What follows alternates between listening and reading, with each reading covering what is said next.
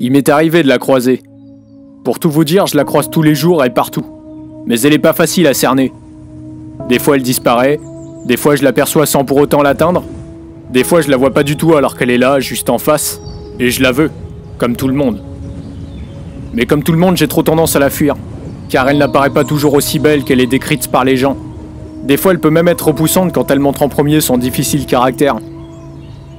À vrai dire, la version dont les gens rêvent, celle que les gens attendent à chaque instant dans l'espoir de vivre avec elle, est tout simplement une illusion créée par les maîtres. Vous savez, ceux qui pensent mieux la connaître parce qu'ils sont riches alors qu'ils se rendent même pas compte qu'eux-mêmes se font piéger par leur propre création. À croire qu'aujourd'hui, vivre sur Terre, c'est devenu payant. Regardez les animaux sauvages.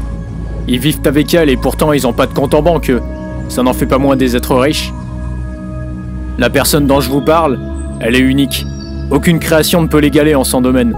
Elle n'est pas à vendre, ni à acheter, ni à offrir. Elle appartient à la fois à tout le monde, comme elle appartient à personne.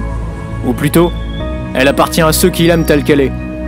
Ceux qui ne l'aiment pas sincèrement s'en apercevront très vite après l'avoir effleurée.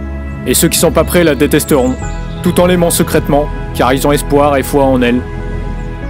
Mais faut pas oublier que la plupart ne seront prêts que s'ils décident de vivre avec elle et de l'accepter. Car c'est avec les échecs que l'on apprend. Elle ne veut pas que l'on la planifie. C'est contraire à sa façon de faire. Ne vous inquiétez pas, elle vous acceptera tel que vous êtes. De toute façon, c'est elle qui vous le fera savoir si vous avez fait une connerie. Et c'est elle qui sera toujours là pour vous apprendre tout. Et si par malheur elle vous est fatale, vous pourrez au moins vous vanter de l'avoir connue. Mais cela ne veut pas toujours dire que l'on vit avec elle lorsqu'elle nous accepte.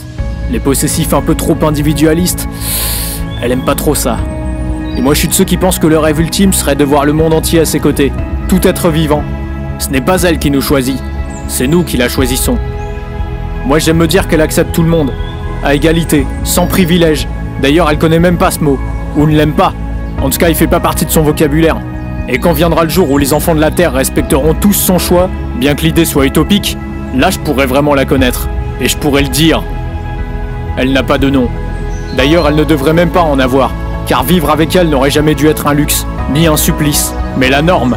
La question ne devrait même pas se poser en fait. Elle n'a pas de nom. Elle se nomme quand elle veut, et comme elle veut. Mais moi, je l'appelle liberté.